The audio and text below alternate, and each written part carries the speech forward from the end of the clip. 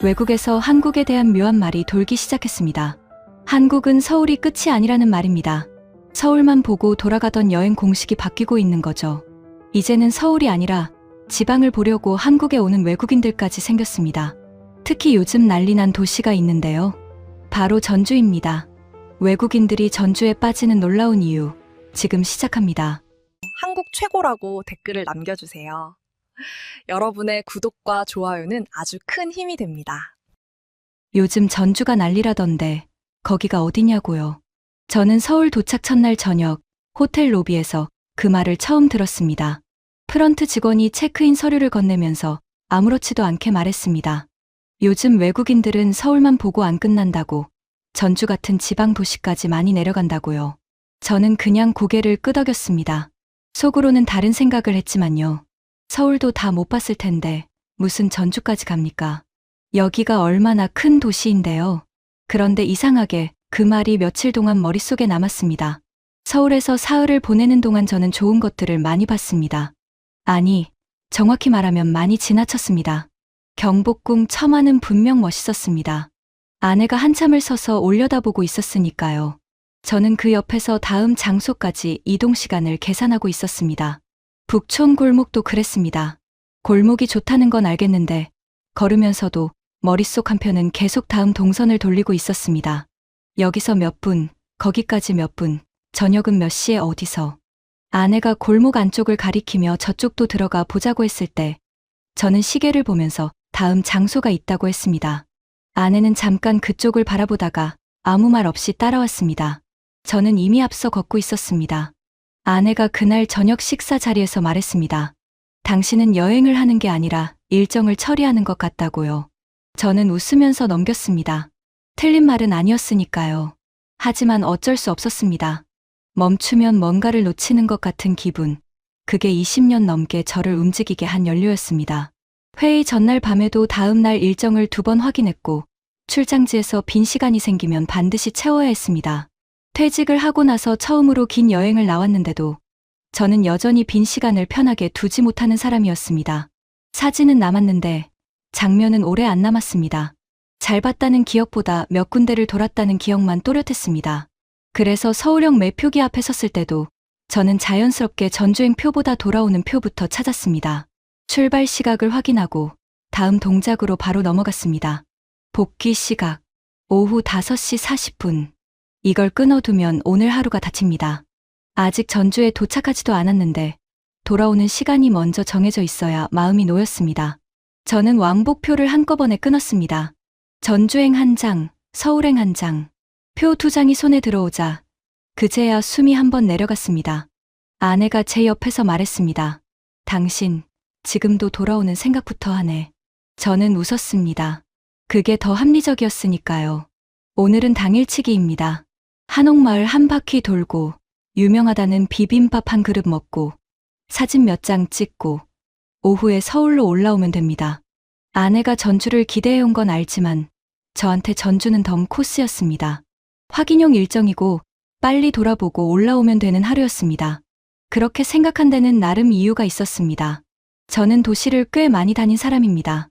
뉴욕에서 15년을 살았고 도쿄는 출장으로만 10번이 넘게 드나들었습니다. 홍콩도 싱가포르도 봤습니다. 그런 도시들을 오래 다니다 보면 자기만의 공식이 생깁니다. 중심 도시를 보면 그 나라의 수준이 보인다는 공식입니다. 서울은 그 기준에서 충분히 통과한 도시였습니다. 지하철이 촘촘하고 거리가 깔끔하고 사람들의 움직임이 빠르고 정확했습니다. 저는 서울을 보면서 확신했습니다. 한국이 어떤 나라인지 이 도시 안에 다 들어있다고. 그러니 다른 외국인들이 전주까지 내려간다는 게 더욱 이해가 안 됐습니다. 서울이 이렇게 큰데 뭘 더 보겠다는 걸까요? 처음에 호텔 직원한테서 들었을 때도 지하철에서 전주 간다는 관광객들을 봤을 때도 저는 반쯤 유행처럼 여겼습니다. 어디를 가든 여행자들 사이에는 꼭 그런 흐름이 생깁니다. 굳이 안 가도 될 것 같은 곳이 어느 날 갑자기 필수 코스처럼 불리는 일. 전주도 그런 거겠거니 했습니다. 아내는 달랐습니다. 아내는 이 여행을 몇 달 전부터 준비했습니다. 제가 회사를 다니는 동안 함께한 여행은 늘 짧았고 늘 제 일정에 밀렸습니다. 그러니 이번만큼은 가고 싶은 곳이 있었겠죠. 전주는 그 중에서도 오래 마음에 둔 곳 같았습니다. 저는 그걸 알면서도 서울에서도 아내 걸음에 맞춰주지 못했고, 지금 이 서울역에서도 마찬가지였습니다. 아내는 옆에서 수첩을 꺼내 전주에서 가볼 곳을 다시 확인하고 있었고, 저는 방금 끄는 돌아오는 표를 재킷 안주머니에 넣고 있었습니다. 그 작은 종이 2장이 이상할 만큼 든든했습니다. 어디를 가든 나는 오늘 서울로 돌아온다. 그 확신이 거기 들어 있었습니다. 그때까지만 해도 저는 몰랐습니다. 다들 왜 전주까지 내려가는지, 그 이유를 그날 저녁이 되기 전에 제가 먼저 인정하게 될 줄은요. 플랫폼으로 내려가는 에스컬레이터 위에서 저는 재킷 안주머니부터 만졌습니다. 돌아오는 표가 거기 있었습니다. 오후 5시 40분. 종이 한 장이 손끝에 닿자 마음이 조금 놓였습니다. 아직 전주에 도착하지도 않았는데 저는 그 표부터 확인하고 있었습니다. 내려가서 보고 밥 먹고 다시 올라오면 됩니다. 그렇게만 끝나면 괜찮았습니다. 오늘 하루가 어디서 다치는지 정해져 있어야 안심하는 사람이었으니까요. KTX는 제가 타본 다른 기차들과는 완전히 달랐습니다. 뉴욕에서 기차를 타면 플랫폼부터 한 번씩 부딪힙니다. 누군가는 늦었다고 뛰고, 누군가는 문 닫히기 전에 몸을 밀어넣고, 누군가는 짜증을 냅니다. 그런데 여기서는 뛰는 사람도 없었고, 몸을 밀어넣는 사람도 없었어요. 열차는 조용히 들어왔고, 사람들은 순서대로 탔죠. 그걸 보는 순간, 저는 이상하게 긴장이 조금 풀리더라고요. 서울에서 며칠 동안 느꼈던 생각이 다시 났죠. 이 나라는 대충 굴러가는 나라가 아니라고요. 보이는 데만 반듯한 게 아니라 사람들이 움직이는 방식 안에도 질서가 스며 있는 나라라는 생각이 들었습니다. 자리에 앉고 나서도 저는 한동안 창밖보다 시간표부터 먼저 봤습니다. 전주 도착 예정 시각, 역에서 한옥마을까지 걸리는 시간, 점심은 몇 시쯤 먹어야 오후 일정이 안 밀릴지. 머릿속은 벌써 거기 가 있었습니다. 아내는 옆자리에서 창밖을 보고 있었고, 저는 또 안주머니를 만졌습니다. 표가 그대로 있다는 걸 확인하고 나서야 숨이 조금 내려갔습니다. 그런데 열차가 속도를 올리자 제 계산보다 창밖이 먼저 달라졌습니다. 서울 외곽의 아파트 단지가 빠르게 물러났고 넓은 들판이 나타났습니다. 논이었고 그 너머로 낮은 구릉이 이어졌습니다. 하늘이 갑자기 넓어졌습니다. 손목 시계를 봤습니다. 출발한 지 20분도 안 됐습니다. 그 순간 저는 조금 멍해졌습니다. 뉴욕에서 기차를 타고 20분을 가면 아직도 도시입니다. 저는 그게 당연하다고 생각해왔습니다. 그래서 서울도 비슷할 거라고 생각했죠. 그런데 여기는 아니었습니다. 서울을 떠난 지 20분 만에 풍경이 완전히 바뀌고 있었습니다. 서울이 한국의 얼굴이라는 생각은 여전히 변함없었습니다. 다만 그 얼굴 하나만 보고 나라 전체를 다 안다고 했던 제 쪽이 그제야 조금 민망해졌습니다. 그때 아내가 제 팔을 가볍게 건드렸습니다. 저쪽 보라고요. 산등성이 아래로 낮은 지붕들이 모여있는 마을이 지나가고 있었습니다. 아내가 작게 말했습니다. 예쁘다. 저는 고개를 끄덕였습니다. 예쁜 건 알겠는데 제 머릿속엔 그보다 먼저 다른 생각이 떠올랐습니다. 빠른 도시 하나만 잘 만든 나라가 아니라 전혀 다른 결의 공간들까지 한 나라 안에 붙여놓은 나라라는 것. 그 생각이 제 자존심을 살짝 건드렸죠. 안내 방송이 흘렀습니다. 전주 도착이 얼마 남지 않았다는 말이었습니다. 전주역 플랫폼에 내리자마자 소리가 달랐습니다. 아니, 정확히는 소리가 없었습니다. 서울역에는 늘 발소리와 안내 방송, 어딘가에서 오는 진동이 겹쳐 깔려 있었는데 여기는 달랐습니다. 지붕 위로 하늘이 넓게 열려 있었고 그 하늘이 이상할 만큼 가까웠습니다. 역사를 나오자 바람이 왔습니다. 서울 바람은 빌딩 사이를 비집고 나오는 바람입니다. 여기 바람은 넓은 데서 바로 오는 바람이었습니다. 부드럽고 방향이 일정했습니다. 높은 건물도 없었습니다. 시선이 위에서 막히지 않고 그냥 멀리 뻗어나갔습니다. 아내는 경기전 방향을 확인하고 먼저 걸었습니다. 저는 지도 앱을 열고 뒤따랐습니다. 그런데 조금 걷고 나서야 이상한 게 느껴졌습니다. 주변 사람들은 다들 천천히 걷고 있었고 저 혼자만 어딘가 급한 사람처럼 보였다는 겁니다. 서울에서는 제 속도가 아무 문제도 아니었는데 여기서는 그게 혼자 튀어 보였습니다. 경기전 돌담길이 보이기 시작했을 때도 저는 처음엔 그냥 낮은 담이라고 생각했습니다.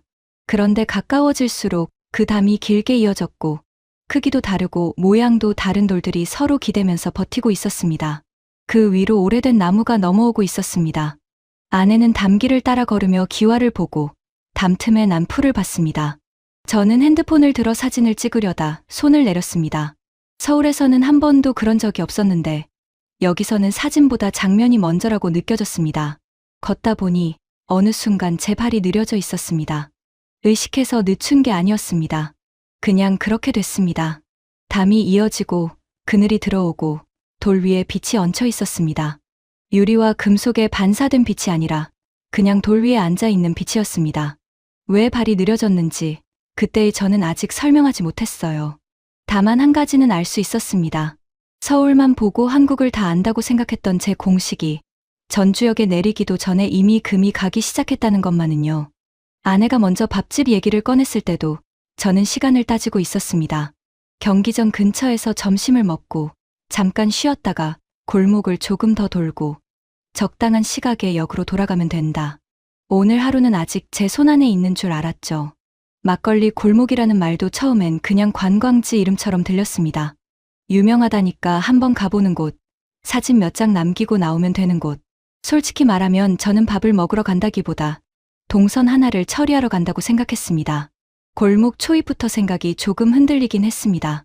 문 앞마다 사람들이 앉아 있었고 안에서는 웃음이 한 번씩 밖으로 밀려 나왔습니다. 간판은 오래됐는데 표정들은 새 것 같았어요. 어딘가 들떠 있으면서도 과장되지 않은, 이미 자기들끼리는 충분히 좋다는 얼굴들이었습니다. 저는 그런 분위기를 보면 오히려 더 서두르는 편입니다. 괜히 오래 기다리기 싫고 괜히 한자리에서 시간이 늘어나는 게 싫거든요. 그래서 제 입에서 제일 먼저 나온 말도 그거였습니다. 적당히 간단한 대로 들어가자고요. 빨리 먹고 움직이자고. 아내는 대꾸 대신 제 얼굴을 한번 보고 사람들 많은 집 앞으로 성큼 들어갔습니다. 안쪽에서 일하던 아주머니가 몇 명이냐고 묻더니 둘이라고 하자마자 안쪽으로 앉으라고 자리를 내줬습니다. 저는 그 말이 조금 이상했습니다. 주문도 안 했는데 뭘 그렇게 자신 있게 앉히나 싶었죠. 메뉴판을 보니 글자가 많지도 않았습니다. 막걸리 한 상, 이런 식이더군요. 저는 속으로 계산했습니다. 술은 많이 못 마시니 하나만 시키고 안주는 조금 손대고 밥 비슷한 걸로 끝내면 되겠다고. 그런데 상이 들어오기 시작하면서 제 계산이 먼저 무너졌습니다. 처음엔 몇 접시 정도겠거니 했습니다. 그런데 콩나물 무침이 놓이고 묵은지가 올라오고 전이 하나 오고 탕 비슷한 게 놓이고 생선이 나오고 묵사발이 따라오고 이름을 다 알 수 없는 것들이 계속 자리를 잡았습니다. 상이 비좁아질 때쯤 끝나겠지 싶으면 옆상이 하나 더 붙는 시기였어요. 저는 저도 모르게 물었습니다. 우리가 뭘 더 시켰나요? 아주머니가 웃더니 아니라고 했습니다. 원래 이렇게 나간다고요. 원래 이렇게 준다고요. 손님들 앉으면 그냥 이렇게 차려준다는 겁니다. 제가 익숙한 식사는 대개 선택의 문제였죠. 무엇을 주문할지, 얼마나 추가할지, 얼마만큼 값을 치를지. 그런데 여기서는 선택보다 먼저 대접이 들어왔습니다. 한 끼를 판다는 느낌보다 자리에 앉은 사람 앞에 체면을 세워준다는 느낌이었어요. 상은 넉넉했고 음식은 제각각 제 몫을 가지고 있었고 그걸 설명하려는 친절은 또 없었습니다. 많이 주니까 고마워라는 표정도 아니었고 유명하니까 놀라라는 태도도 아니었어요. 그냥 이 집에서 사람 앉으면 이 정도는 있어야 한다는 듯한 이상하게 담담한 자부심이 있었죠. 저는 숟가락을 들고도 한동안 손을 못 댔습니다. 아내는 벌써 전 한 조각을 제 앞접시에 놓아주고 있었습니다. 이거 당신 좋아할 맛이라고요. 조금 있다가는 콩나물도 덜어주고 탕 국물도 먼저 떠줬습니다. 서울에 있는 동안 저는 자꾸 앞서 걸었고 아내는 그 뒤를 맞추느라 조용했는데 이상하게 이 상 앞에서는 제가 따라가는 쪽이 되더군요. 아내 손이 먼저 움직이고 저는 그 다음을 배웠습니다. 이건 이렇게 먹어보라고, 이건 막걸리랑 같이 먹으면 괜찮다고, 이건 보기보다 안 짜다고. 그 말을 듣고 하나씩 입에 넣는데 맛보다 먼저 마음이 걸렸습니다. 누가 자꾸 저를 급하지 않은 사람 취급하는 것 같아서요. 아직 일정표는 제 주머니에 있는데 여기 앉은 저는 그 표를 가진 사람 같지가 않았습니다. 아주머니가 막걸리 주전자를 내려놓으며 한마디 했습니다. 천천히 드셔요. 이런 상은 급하게 먹으면 아까워. 그 말이 별것 아닌데도 이상하게 얼굴이 뜨거워지더라고요. 제 마음을 들킨 기분이었거든요. 저는 방금 전까지도 얼른 먹고 나가자는 생각을 하고 있었으니까요. 그런데 아깝다니요. 음식 남기지 말라는 말이 아니라 서두르면 이한상이 품은 시간이 통째로 빠져나간다는 뜻처럼 들렸습니다. 저는 그제야 제 속도를 늦췄습니다. 전 한 점을 씹고 국물 한 숟갈을 넘기고 막걸리를 아주 조금 마셨습니다. 그러자 이상한 일이 생겼습니다. 배가 부른 게 아니라 제 자리가 차오르는 느낌이 들었어요. 늘 식사는 다음 일을 위해 넣는 연료 같은 것이었습니다. 회의 전, 이동 전, 약속 전. 많이 먹든 적게 먹든 결국 목적은 그 다음이었죠. 그런데 여기서는 그 다음이 자꾸 밀렸습니다. 이 한상 자체가 이미 하나의 일정이었고 그것도 꽤 중요한 일정이었어요. 누가 시간을 써서 차리고 누가 손을 뻗어 건네고 누가 천천히 먹으라고 말해주는 동안 저는 처음으로 오늘 하루를 소비하지 않고 대접받고 있었습니다. 아내가 제 쪽을 보며 웃었습니다. 어때요? 그냥 밥 아니죠? 저는 바로 대꾸를 못했습니다.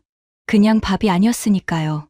한 끼인데도 사람을 얇게 다루지 않는다는 느낌이 들었습니다.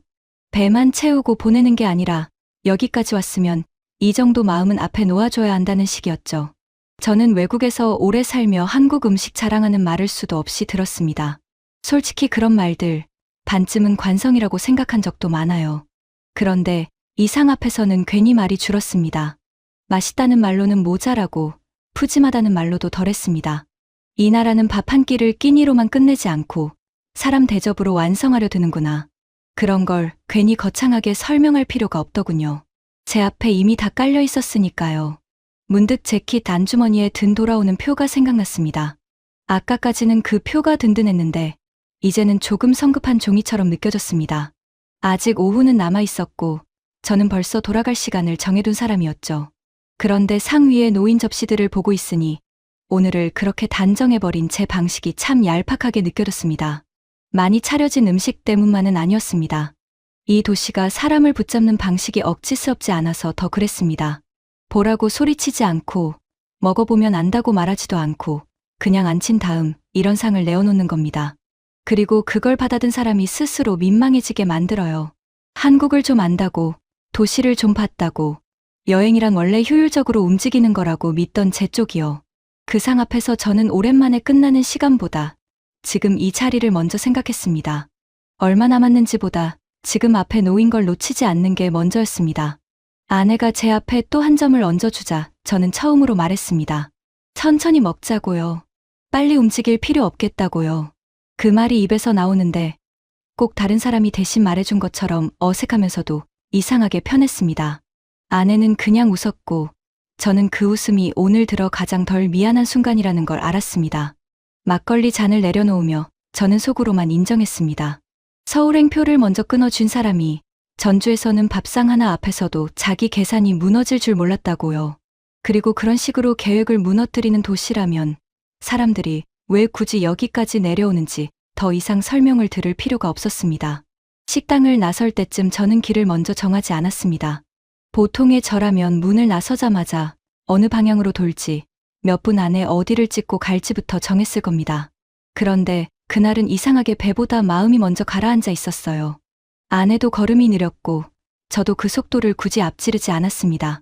골목 바깥으로 나오자 햇빛이 조금 기울어 있었는데 저는 처음으로 지도 앱 대신 사람 얼굴을 먼저 보게 됐습니다. 어디로 가면 좋을지 잠깐 망설이던 참에 아내가 작은 소품 가게가 모여있는 쪽을 가리켰습니다. 저는 습관처럼 휴대폰을 꺼내려다가 손을 멈췄습니다. 방금 전까지 한 상 앞에서 그렇게 얻어먹고 나왔는데 또 화면부터 보는 게 좀 민망했거든요. 그래서 지나가던 중년 부부에게 길을 물었습니다. 저쪽 시장 가려면 어느 쪽으로 가면 될까요? 그랬더니 남자가 손가락으로 방향만 대충 짚는 대신 아예 두 걸음 옆으로 와서 골목 안쪽을 같이 봐주더군요. 그냥 큰 길로 돌지 말고 저 골목으로 쏙 들어가세요. 그늘도 있고 금방이에요. 옆에 있던 아내분은 처음 오셨으면 중간에 왼쪽으로 빠지지 마시고 끝까지 가셔야 해요.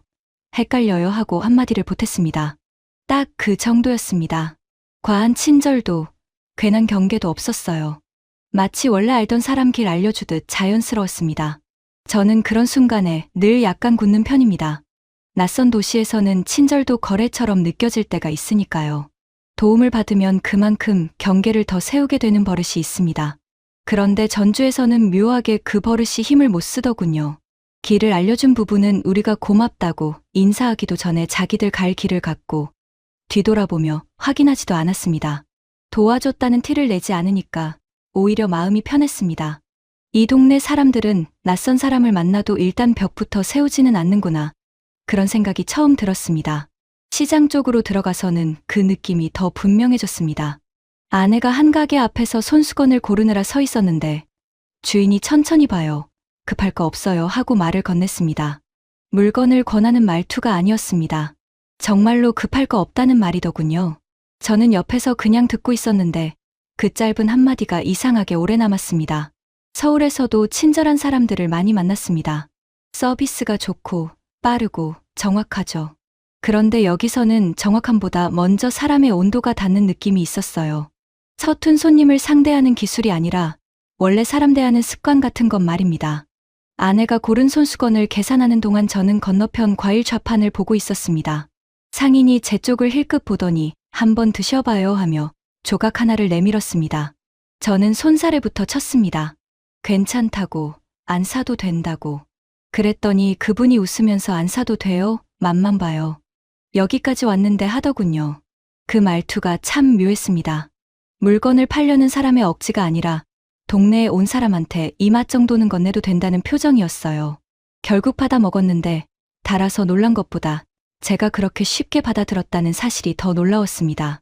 평소 같았으면 괜히 부담스러워 거절했을 텐데 그날은 그러고 싶지 않았습니다. 그 과일 조각 하나에도 우리 동네 왔으면 이것도 알고 가라는 마음이 들어 있었으니까요. 길을 걷다 작은 분식집 앞에서 또 한 번 멈췄습니다. 아내가 안을 들여다보며 저기 사람들 말투 좋다고 하더군요. 정말 그랬습니다. 말이 빠르지 않은데 심심하지 않고 툭 던지는데 서운하지 않았어요. 그라제, 아이고 그려, 천천히 혀 같은 말들이 오가는데 저는 뜻보다 결이 먼저 들어왔습니다.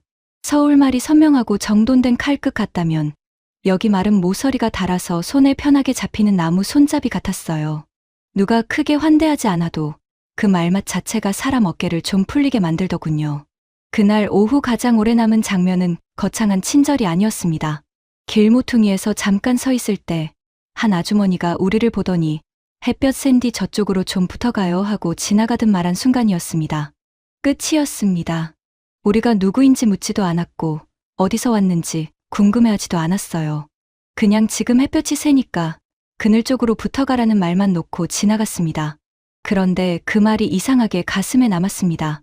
챙김이란 게 원래 이런 건가 싶었어요. 상대를 깊이 알아야만 가능한 게 아니라 눈앞의 사람을 그냥 사람으로 보면 나오는 말. 저는 그런 무심한 배려에 오히려 더 약했습니다. 큰 친절은 고마우면서도 경계하게 되는데 이런 건 경계할 틈도 없이 안으로 들어오더군요. 아내와 저 사이의 공기도 그 무렵부터 달라졌습니다. 서울에서는 제가 늘 앞서고 아내는 그 뒤에서 속도를 맞췄습니다. 전주에 와서도 오전까진 크게 다르지 않았죠. 그런데 시장 골목을 지나면서부터는 제가 자꾸 아내 쪽을 보게 됐습니다. 덥진 않은지, 더 걷고 싶은지, 저 가게 들어가 볼 건지. 대단한 변화는 아닙니다. 다정한 남편 흉내를 갑자기 낸 것도 아니고요. 다만 이 도시 사람들 사이를 지나오며 사람을 먼저 편하게 놓아주는 태도가 얼마나 큰 힘을 갖는지 조금 배운 겁니다. 아내는 제가 저쪽 그늘로 갈까 하고 물었을 때 잠깐 저를 쳐다보더니 별말 없이 웃었습니다. 그 웃음엔 놀람도 있었고 조금의 안도도 있었어요. 저는 그 표정을 보고 괜히 목이 메었습니다. 낯선 도시에서 이름도 모르는 사람들에게 배운 걸 제일 먼저 아내에게 써먹고 있다는 사실이 부끄럽고도 고마웠죠. 돌아다니다 보니 누가 일부러 전주의 정을 보여주려 애쓰는 장면은 없었습니다. 그래서 더 세게 남았습니다. 식당 아주머니의 천천히 드셔요. 길 알려주던 부부의 저 골목으로 쏙 들어가세요. 상인에 안 사도 돼요. 맛만 봐요. 지나가던 사람의 그늘로 붙어가요. 다 흩어지면 별말 아닌데 하루 안에서 차곡차곡 겹치니 사람 마음의 벽을 이상하게 낮추더군요. 저는 늘 처음 만나는 사람 앞에서 적당한 선을 긋는데 익숙한 사람이었습니다. 신뢰 안 하고 폐 안 끼치고 필요 이상 가까워지지 않는 것. 그게 예의라고 오래 믿었죠. 그런데 여기서는 그 예의가 조금 쓸쓸한 방식일 수도 있겠다는 생각이 들었습니다. 먼저 다가와 붙잡는 게 아니라 굳이 차갑게 두지 않는 태도. 그게 사람을 훨씬 편하게 만드는구나 싶었어요. 역으로 돌아갈 시간을 다시 계산해야 할 무렵, 저는 재킷 안주머니를 만지지 않았습니다. 돌아오는 표가 여전히 거기 있었지만 이제 그건 하루를 지배하는 종이가 아니었습니다. 오히려 오늘 제일 오래 남을 것은 표에 적힌 시각이 아니라 이름도 모르는 사람들이 건넨 짧은 말들이라는 걸 알았습니다. 서울이 빠르고 정교한 얼굴이라면 전주는 사람 사이의 간격을 어떻게 다루는지 보여주는 얼굴 같았습니다. 둘 중 어느 하나가 더 낫다는 뜻은 아니에요. 다만 저는 한국을 너무 한쪽 얼굴로만 읽고 있었던 겁니다. 그리고 그 오판이 이렇게 민망할 수가 없었습니다. 나라를 알려면 큰 건물과 유명한 장소만 보는 게 아니라 낯선 사람을 대하는 평범한 태도까지 봐야 한다는 걸 저는 이제야 배우고 있었으니까요. 아내와 나란히 걷다가 저는 아주 자연스럽게 물었습니다. 오늘 조금 늦게 올라가면 안 되겠냐고요. 아내는 걸음을 멈추진 않았지만 대답도 바로 하지 않았습니다. 대신 제 옆으로 한 발 가까이 붙었습니다. 그걸로 충분했죠. 저는 그 짧은 침묵 안에서 알았습니다. 전주가 허문 건 낯선 사람과의 벽만이 아니라 제가 오랫동안 습관처럼 세워둔 우리 둘 사이의 벽도 조금은 포함된다는 걸요. 그래서 더 민망했고, 그래서 더 고마웠습니다. 남부시장 쪽으로 들어갈 때만 해도 저는 속으로 선을 하나 그어두고 있었습니다. 밤 공기만 조금 보고 사람 많은 구간만 한번 지나고 따뜻한 것 하나 마신 뒤 역으로 가면 된다. 이미 오후에 마음은 꽤 풀렸지만 그렇다고 제가 갑자기 다른 사람이 된 건 아니었거든요. 늦게 올라가자고 먼저 말해놓고도 제 머릿속 한 구석은 여전히 시간을 접고 있었습니다. 전주는 낮에 충분히 좋았고 밤은 덤으로 확인하면 된다고 생각했어요. 솔직히 말하면 남부시장도 그 정도로 봤습니다. 한옥마을은 전주답고 밤시장은 조금 젊고 북적한 구경거리겠지. 그 이상은 기대하지 않았죠. 그런데 입구에 들어서자마자 걸음이 생각대로 안 됐습니다. 그냥 사람 많은 시장이 아니었습니다. 바람처럼 흘러가는 동선이 있었어요. 한쪽에서는 튀김 기름이 치익 소리를 냈고 한쪽에서는 철판이 두드려졌고 어디선가는 웃음이 났습니다. 냄새도 한 방향으로 오지 않았습니다. 피순대 냄새를 따라가다 보면 바로 옆에서 전혀 다른 향이 올라왔고 그 냄새를 쫓아 고개를 돌리면 또 다른 줄이 서 있었습니다. 저는 본능적으로 말했죠. 한 바퀴만 보자고. 그런데 아내는 제 말을 듣는 둥 마는 둥 사람들 사이를 비집고 어느 작은 가게 앞에 멈춰 섰습니다. 거긴 좌석이 몇 개 안 되는 곳이었는데 이미 만석이었습니다. 저는 잘 됐다 싶었습니다. 사람 많으니 다른 데 가자고 말하려는 순간 안쪽에서 일하던 중년 여자가 우리를 한번 보더니 손짓했습니다. 두 분이면 여기 잠깐 같이 앉아요. 금방 나와요. 저는 반사적으로 괜찮다고 했습니다. 합석은 영 익숙하지 않으니까요. 그런데 제 옆에 서 있던 아내 표정을 보고 말이 멈췄습니다. 낮에도 여러 번 웃던 사람이었지만 그때 표정은 조금 달랐어요. 뭘 먹을까 고르는 얼굴이 아니라 이 안에 더 있고 싶은 사람 얼굴이었습니다. 제가 늘 먼저 정하고 아내가 따라오던 여행에서 그날 밤 처음으로 아내가 자리를 놓치기 싫어하는 게 보였죠. 제가 잠깐 머뭇거리자 가게 주인이 웃으며 한마디를 더 했습니다. 전주는 밤에 급하면 손해예요. 앉아봐요. 금방 알아요. 별말 아닌데 이상하게 정곡이었습니다. 오늘 하루 종일 제가 들켜온 방식 그대로였거든요. 급하면 손해. 저는 괜히 웃으면서 의자 끝에 걸터 앉았습니다. 우리 옆에는 대학생쯤 되어 보이는 커플이 있었고 맞은편에는 장을 마치고 온 듯한 노부부가 국물을 나눠 먹고 있었습니다. 나이도 말투도 다 다른데 아무도 어색해하지 않았어요. 가게 안은 좁았지만 분위기는 이상하리만큼 넓었습니다. 음식이 나오기까지도 가만히 못 있게 만들더군요. 사장은 주문받으랴, 뒤집으랴, 설명하랴 손이 쉴 틈이 없었고 손님들은 자기가 먹는 걸 한 번씩 옆에 권했습니다. 이거 생각보다 안 맵다. 그건 식기 전에 먹어야 한다. 여기 오면 저건 꼭 먹어야 한다. 누가 시킨 친절도 아닌데 말들이 자연스럽게 오갔습니다. 저는 처음엔 그런 말들에 적당히 웃기만 했는데 어느 순간 저도 아내 앞 접시를 당겨주고 있더군요. 뜨거우니까 이쪽으로 놓으라고. 당신 이거 먼저 먹어보라고요. 아내가 제 얼굴을 한번 보더니 피식 웃었습니다. 그 짧은 웃음이 이상하게 저를 더 오래 앉혀두었습니다. 결정적인 건 음식보다 한 상인의 한마디였습니다. 우리가 자리에서 일어날 타이밍을 재고 있을 때 옆 골목에서 물건 정리하던 남자가 우리 쪽을 보고 말했습니다. 처음 오셨어요? 그럼 너무 빨리 나가지 마요. 여긴 물건 파는 데가 아니라 사람 구경하는 데예요. 밤엔. 그 말이 참 전주답다고 느껴졌습니다. 시장이 사람을 붙잡는 이유를 물건이나 맛으로 설명하지 않고 사람으로 말하더군요. 저는 그제야 주변을 제대로 봤습니다. 관광객만 들뜬 게 아니었습니다. 장사 끝낸 상인이 옆집 국물을 한 숟갈 얻어먹고 있었고, 젊은 손님은 오래된 좌판 앞에서 자연스럽게 말을 붙였고, 아이를 데려온 가족 옆으로 퇴근한 직장인들이 비켜 지나갔습니다. 오래된 간판과 새 메뉴판이 한 대 붙어 있는데도 서로 민망해하지 않았어요. 전주는 옛것을 얌전히 전시해두는 도시일 거라고 저는 아직도 한쪽에서 그렇게 생각하고 있었나 봅니다. 그런데 남부시장은 그 선입견을 아주 촌스럽게 만들어버렸습니다. 이 도시는 옛것만 남겨둔 곳이 아니라 그 위에서 지금도 계속 사는 곳이더군요. 그 당연한 사실을 저는 합석한 의자 하나에서 늦게 배웠습니다. 결국 우리는 생각보다 훨씬 오래 앉아 있었습니다. 먹고, 건너다 보고, 한두 마디 주고받고, 다시 다른 골목으로 들어갔다가 또 멈췄습니다. 저는 어느 순간부터 시간을 세지 않았습니다. 더 놀라운 건 제가 그만 가자고 하지 않았다는 겁니다. 오히려 아내가 저기까지만 더 보자고 했을 때 제가 먼저 그러자고 했어요. 시장 끝으로 갈수록 사람 사는 기운이 더 진해졌고 저는 그 안에서 자꾸 제 오판만 또렷해졌습니다. 서울만 보고 한국을 안다고 여겼던 것도, 전주를 과거형 도시쯤으로 묶어두려던 것도 전부 제 편한 방식이었죠. 남부시장은 그걸 설명으로 깨지 않았습니다. 그냥 저를 앉혀놓고 머무르게 만들고 스스로 민망해지게 했습니다. 그래서 더 세게 남았습니다. 오래된 도시가 아니라 살아있는 도시였고 저는 그 사실을 밤시장 한복판에서 아내의 달라진 표정과 낯선 사람들의 말 몇 마디를 통해서야 인정했습니다. 시장 바깥으로 겨우 나왔을 때도 몸엔 아직 열기가 남아 있었습니다. 그런데 이상하게 그 열기 끝에서 피곤이 한꺼번에 몰려왔습니다. 낮부터 계속 걷고, 먹고, 보고 계속 제 생각을 고쳐왔으니 당연했겠죠. 문제는 제가 원래 그런 신호를 잘 못 받는 사람이라는 겁니다. 정확히는 받아도 모른 척하는 쪽에 가깝습니다. 피곤하면 쉬는 게 아니라 다음 동선을 먼저 정해두는 사람. 어디까지 보고 갈지, 몇 분 앉을지, 기차 시간을 어떻게 맞출지부터 생각해야 안심하는 사람 말입니다. 그런데 그날 밤은 달랐어요. 아내가 모주 한잔 하자고 했을 때 저는 처음으로 계산보다 의자가 먼저 떠올랐습니다. 앉고 싶었습니다. 잔인 오이자 저는 습관처럼 먼저 향부터 맡았습니다. 술 냄새가 먼저 치고 올라오는 종류가 아니더군요.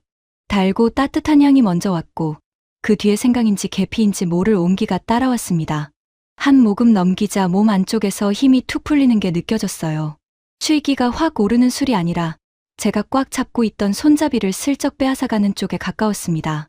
어깨가 내려가고 턱에 들어간 힘이 빠지고 휴대폰을 내려놓게 됐습니다. 머리로는 아직 다음을 생각하려 하는데 몸이 먼저 그만하라고 말하는 느낌이었죠. 저는 그게 낯설었습니다. 늘 생각이 비워져야 쉬는 줄 알았는데 이날은 몸이 먼저 저를 쉬게 만들었습니다. 아내가 제 쪽을 보고 물었습니다. 좀 풀렸어요? 예전 같았으면 바로 아니라고 했을 겁니다. 이 정도로 무슨, 아직 멀쩡하다고. 그런데 그날은 부정하는 말이 안 나왔습니다. 잔을 다시 들었다 내려놓고 저는 좀 민망한 목소리로 말했어요. 나 오늘 처음으로 안 급한 것 같아. 아내는 웃었지만 놀리는 웃음은 아니었습니다. 오래 기다리던 답을 들은 사람 얼굴이었죠. 그 표정을 보는데 괜히 가슴이 걸렸습니다. 오늘 하루 종일 제가 바뀌고 있다는 걸 어쩌면 아내는 저보다 먼저 보고 있었을지도 모르겠더군요. 밖으로 나와 천변 쪽에 잠깐 섰을 때 저는 주머니 속 서울행표를 떠올렸습니다. 아까까지는 그 종이가 하루의 중심이었는데 이제는 제일 먼저 버려야 할 고집처럼 느껴졌어요. 저는 잠깐 망설이다가 먼저 말을 꺼냈습니다. 우리 오늘 그냥 올라가지 말자. 내가 표 바꿀게. 내일 올라가도 되잖아. 그 말이 입에서 나오자 저부터 조용해졌습니다. 큰 결심이라기보다 오래 붙들고 있던 걸 놓는 소리 같았어요. 아내는 바로 대답하지 않았습니다. 대신 제 얼굴을 한참 보다가 아주 작게 그러자고 했습니다. 그 한마디가 이상하게 오래 울렸습니다. 제가 먼저 일정을 늦추자고 한 것도 처음이었지만 아내가 제 말을 그렇게 편하게 받아주는 얼굴을 보는 것도 오랜만이었거든요. 저는 그 자리에서 휴대폰을 꺼내 표를 다시 들여다봤습니다. 그런데 이번엔 시간에 쫓기는 기분이 없었습니다. 바꿔도 되고 안 급해도 되고 오늘은 여기서 끝내도 된다는 생각이 먼저였습니다. 아내가 옆에서 말했죠. 진짜 괜찮겠어요? 저는 웃으면서 대답했습니다. 오늘은 당신 따라갈게. 이제 좀 그럴 때도 됐지. 말해놓고 보니 참 단순한 문장이었어요. 그런데 이상하게도 그 말 하나가 저한테는 아주 크게 남았습니다. 미안하다는 말보다 먼저 나왔고 고맙다는 말만큼이나 솔직했어요. 늘 앞서 걷고 정하고 맞추게 만들던 사람이 그날 밤 처음으로 따라가겠다고 했으니까요. 아내는 아무 말 없이 제 팔짱을 꼈습니다. 거창한 화해도 감동적인 고백도 없었습니다. 다만 제가 더 이상 다음을 끌고 가지 않는 순간 아내가 조용히 제 옆으로 붙었다는 사실. 그걸로 충분했습니다. 모주가 대단한 술이라서 그런 건 아닐 겁니다. 다만 어떤 밤에는 따뜻한 한 잔이 사람의 버릇보다 먼저 몸을 풀어놓을 때가 있죠. 저는 그날 처음으로 쉬는 걸 빈 시간이나 낭비로 느끼지 않았습니다. 사람을 원래 자리로 돌려놓는 시간에 더 가까웠어요. 그리고 그 원래 자리에는 늘 제 한 발 뒤에 있던 아내가 아니라 제 옆에 선 아내가 있었습니다.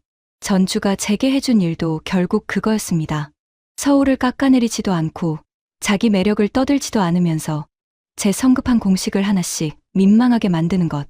남부시장에서 붙잡히고 모주 앞에서 풀리고 결국 제가 먼저 내일로 미루자고 말하게 만든 밤. 저는 아마 이 전주의 밤을 오래 기억할 겁니다. 무언가 대단한 걸 봐서가 아니라 늦게 깨닫는 남자가 아주 작은 한마디를 겨우 입 밖에 내던 밤이었으니까요. 모주집을 나와 벤치에 잠깐 앉았을 때까지도 저는 아직 서울로 돌아가는 사람 쪽에 더 가까웠습니다. 몸은 풀렸는데 손은 안 풀리더군요. 재킷 안주머니에서 휴대폰을 꺼내자 오후 5시 40분 서울행 승차권이 그대로 떠 있었습니다. 오늘 하루가 저 표 한 장에 묶여 있다는 사실이 다시 또렷해졌어요. 취소 버튼은 화면 아래 작게 붙어 있었는데 이상하게 그 작은 글자가 제일 먼저 보였습니다. 그냥 올라가면 됩니다. 원래 계획대로 끝내면 돼요. 서울 숙소도 이미 잡혀 있고 짐도 거기 있고 내일 동선도 다 이어집니다. 저는 그런 식으로 하루를 닫아두는데 익숙한 사람입니다. 그런데 막상 손가락을 가져다 대니 눌리질 않았습니다. 돈이 아까워서라기보다 제가 정해둔 질서를 제 손으로 지운다는 게 더 걸렸죠. 표를 들고 있을 때는 든든했는데 막상 없애려니 그 종이가 안전핀처럼 느껴졌습니다. 아내가 옆에서 물었습니다. 진짜 바꿀 거예요? 그 말이 재촉처럼 들리진 않았습니다. 당신이 정하라는 말이었어요. 더 있자고 밀지도 않았고 그냥 가자고 받아주지도 않았습니다. 저는 그게 오히려 더 숨 막혔습니다. 핑계를 대려면 상대가 잡아줘야 하는데 아내는 그날 처음부터 끝까지 제 몫으로 남겨두더군요. 제가 정하면 따라오겠다는 얼굴이었고 바로 그 표정 때문에 더 쉽게 도망칠 수가 없었습니다. 저는 화면을 한번 끄고 다시 켰습니다. 승차권 취소, 수수료 안내, 환불 금액 확인. 단계는 간단했는데 손끝은 자꾸 멈췄습니다. 그때 아내가 아주 조용히 말했어요. 꼭 오늘 올라가야 하는 건 아니잖아요. 그 말에 더 이상 길게 생각할 여지가 없어졌습니다. 맞습니다. 꼭 그래야 하는 건 아니었어요. 일정을 맞추려면 올라가면 되고 마음을 따르려면 남으면 되는 밤이었습니다. 저는 숨을 한번 길게 내쉬고 확인 버튼을 눌렀습니다. 승차권이 취소되었습니다. 문장이 뜨는 순간 어깨가 먼저 내려갔습니다. 후련하다기보다 오래 쥐고 있던 걸 놓친 느낌이었죠. 저는 한동안 그 화면을 보고 있다가 아내에게 보여줬습니다. 아내는 정말 눌렀네 하며 웃었고 저는 그 웃음 앞에서 괜히 더 민망해졌습니다. 표 한 장 취소하는데 하루가 다 걸렸으니까요. 그래도 화면을 다시 살릴 생각은 들지 않았습니다. 한번 지워진 시간이 그제야 제 것이 된 것 같더군요. 그 다음부터는 감상이 아니라 현실이었습니다. 오늘 안 올라가기로 했으면 오늘 잘곳부터 정해야 했어요. 저는 벤치에서 바로 숙소 앱을 열었습니다. 늦은 시간이라 남은 방이 많지 않았습니다. 체크인 마감이 지난 곳도 있었고 방 하나 남음이라고 뜨는 곳도 있었습니다. 아까 눌러버린 취소 버튼이 다시 목까지 올라왔어요. 이럴 줄 알았으면 그냥 갔지. 그 생각이 튀어나오려는 순간 아내가 제 휴대폰 화면을 가리켰습니다. 여기 전화해봐요. 작아도 조용해 보여요. 전화를 걸자 나이 지긋한 여주인이 받았습니다. 작은 방 하나 남았다고 했어요. 늦게 들어오면 미리 연락만 달라고요. 저는 반사적으로 욕실이 안에 있는지, 체크아웃은 몇 시인지, 아침은 되는지 연달아 물었습니다. 여주인은 웃으면서 하나씩 천천히 답해줬습니다. 그 목소리를 듣고 나니 제 호흡도 조금 느려졌습니다. 예약을 걸고 문자를 받자 그제야 오늘 밤이 전주 쪽으로 기울어진 게 실감났습니다. 서울로 돌아갈 표가 사라진 자리에 작은 방 하나가 대신 들어온 셈이었죠. 그래도 아직 끝은 아니었습니다. 서울 호텔 짐이 남아 있었거든요. 저는 곧장 예약 문자를 찾아 프런트에 메시지를 보냈습니다. 오늘 밤 비우게 됐는데 짐을 맡아둘 수 있는지, 내일 늦게 찾아도 되는지요. 답장은 생각보다 빨리 왔습니다. 프런트에 말씀해두면 보관 가능하다고 걱정 말라고요. 그 짧은 답장을 읽는데 허탈하게 웃음이 났습니다. 저는 세상을 늘 너무 빽빽하게 잡아놓고 있었던 겁니다. 막히는 경우만 먼저 상상했는데 풀리는 일도 생각보다 많더군요. 숙소와 집 문제가 정리되고 나서야 내일이 남았습니다. 원래라면 서울에서 시작할 아침이 이제 전주에 생긴 거죠. 저는 습관처럼 열차 시간을 먼저 찾으려다가 멈췄습니다. 아내가 제 얼굴을 보고 웃더군요. 또 숫자 세죠. 저도 웃었습니다. 들켰으니까요. 하지만 이번엔 계산이 마음을 밀어내는 쪽이 아니었습니다. 이미 남기로 했고 이제 계산은 그 뒤를 따라오는 일이었습니다. 대신 저는 말했습니다. 내일 아침은 그냥 여기서 시작하자. 어디 몇 군데 찍는 거 말고 당신 보고 싶은 데부터 가자고요. 아내는 크게 반응하지 않았습니다. 그냥 고개를 끄덕였어요. 그런데 그 작은 끄덕임이 이상하게 컸습니다. 늘 제가 먼저 정리하고 아내가 따라오던 여행에서 그날 밤 처음으로 저는 비어있는 아침을 그대로 두기로 했으니까요. 무엇을 봐야 할지보다 어떻게 시작할지를 아내 쪽에 맡긴 것도 아마 그때가 처음이었을 겁니다. 한옥마을 쪽 골목으로 들어가 숙소 대문 앞에 섰을 때 제 손에는 더 이상 돌아갈 표가 없었습니다. 대신 급히 잡은 작은 방 하나와 아직 아무것도 적히지 않은 내일 아침이 생겨 있었죠. 저는 예약 문자를 한 번만 더 확인하고는 휴대폰을 접었습니다. 아내가 제 옆으로 붙었고 우리는 말없이 대문을 함께 밀고 들어갔습니다. 그 문턱을 넘는 순간에야 알았습니다. 제가 바꾼 건 열차 한 편만이 아니라 늘 돌아갈 시간부터 고정해 놓던 제 버릇이라는 걸요. 아침에 눈을 뜨자 제일 먼저 조용하다는 생각이 들었습니다. 서울 호텔에서는 복도 문 닫히는 소리나 엘리베이터 기척이 한 번씩 들렸는데 여기서는 마당을 쓰는 빗자루 소리부터 들렸습니다. 저는 잠깐 누운 채 천장을 봤습니다. 어젯밤 급히 잡은 방인데도 허술하다는 느낌은 없었습니다. 오히려 제 쪽이 더 허술했죠. 늘 빈 시간을 없애야 하루가 단정해진다고 믿었으니까요. 그런데 비워둔 채 맞는 아침이 이렇게 또렷할 줄은 몰랐습니다. 아내는 벌써 준비를 마치고 창가 쪽에 서 있었습니다. 오늘 몇 시 차 볼까요? 하고 묻는데 말투가 부드러웠습니다. 정하자는 뜻이면서도 예전처럼 제가 먼저 하루를 닿게 두진 않겠다는 말처럼 들렸어요. 저는 휴대폰을 켰다가 바로 덮었습니다. 조금 있다가 보자고 했습니다. 먼저 아침 먹고 걸읍시다. 그 말이 너무 자연스럽게 나와서 저도 잠깐 놀랐습니다. 늘 시간표가 식사보다 먼저였는데 그 순서가 바뀌는데 별 힘이 들지 않았거든요. 숙소에서 내준 간단한 아침상을 마주하고 앉자 서울 생각이 잠깐 났습니다. 서울은 여전히 대단한 도시입니다. 빠르고 정교하고 처음 온 사람도 금세 감탄하게 만드는 힘이 있죠. 제가 틀린 건 그 다음이었습니다. 서울이 그렇게 선명하니 한국도 거기서 다 읽힌다고 믿은 것. 중심 하나를 보면 전체를 안다고 여긴 제 방식이 얇았던 겁니다. 서울을 너무 크게 본 게 아니라 한국을 너무 쉽게 접어 읽은 거였어요. 그 생각이 들자 괜히 얼굴이 뜨거워졌습니다. 한국을 좋게 봤다고 생각했는데 알고 보니 제가 익숙한 방식으로만 좋게 보고 있었던 거니까요. 전주는 그걸 길게 설명하지 않았습니다. 그냥 제 표를 취소하게 했고 아침 시간을 비워두게 했고 오늘은 어디부터 걸을지 먼저 묻게 만들었죠. 그러니 더 분명했습니다. 머리보다 행동이 먼저 바뀌었으니까요. 늦게 깨닫는 건 늘 제 몫이었지만 이번엔 그 늦음이 싫지 않았습니다. 아침을 마치고 문 밖으로 나오자 휴대폰이 한번 울렸습니다. 서울 호텔에서 보낸 확인 문자였을 겁니다. 어제 같았으면 바로 열었겠죠. 짐 보관이 확실한지 몇 시까지 찾을 수 있는지 그 다음 열차가 몇 시인지부터 다시 맞춰봤을 겁니다. 그런데 그날은 그러지 않았습니다. 저는 화면 대신 아내를 보고 물었죠. 어디부터 걸을까? 아내는 잠깐 저를 보더니 향교 쪽 골목을 지나 천변으로 가자고 했습니다. 저는 좋다고 했고 정말 그쪽으로 발을 옮겼습니다. 큰 길 앞 신호를 기다릴 때도 습관처럼 먼저 내려서지 않았습니다. 차를 한 번 더 보고 아내가 서는 자리만큼 같이 섰다가 불이 바뀌자 나란히 건넜어요. 별것 아닌데도 마음이 이상하게 놓였습니다. 우리가 어디 하나를 찍으러 움직이는 게 아니라 같은 방향으로 가고 있다는 느낌 때문이었을 겁니다. 골목 바람이 불자 아내가 소매를 한번 고쳐 잡았습니다. 저는 말없이 걸음을 조금 늦췄습니다.